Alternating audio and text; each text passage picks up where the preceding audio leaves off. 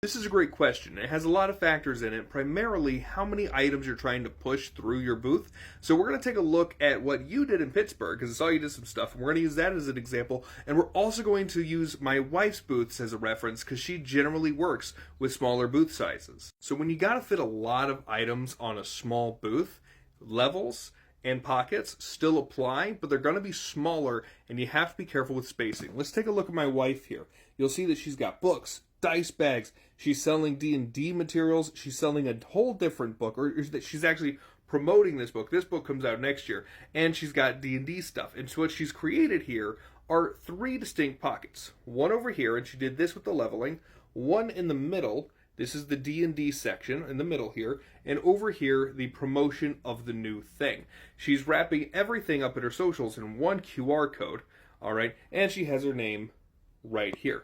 She doesn't have room to display all the pricing, so she makes that part of her pitch when she's talking to people, or she waits for them to ask for it. This is just a 5-foot booth, and is actually more cluttered than she would normally do. She only brought out all this extra stock and inventory because she was selling out of her core product, which is the books. You have less product, and you actually need to take up space using something big, like over here we had a Kickstarter running, so she has an iPad going over here, and here in the middle she has an email sign-up sheet, which, by the way, we stopped doing handwritten email sign-ups because people's handwriting were completely illegible. Use QR codes. But for you, I looked at your account, I saw the event you did in 2024 in Pittsburgh, and I saw that you had a ton of items. So I get why you're struggling to visualize how to bring that down by 2 feet. So we're going to talk about it. First, let's talk about what you're doing well. This sign, I love that sign.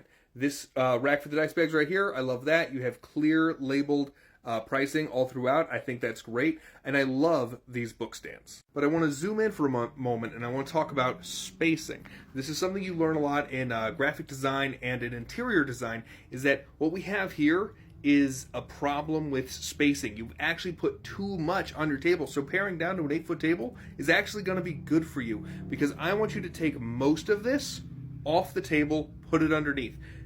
You have 2 of these next to each other, I would recommend just taking one out. One of these displays it very well. And in its place, consider something having a book open, or that displays a book in a different way to add more variety, and just have one stack of one color available for people to pick up.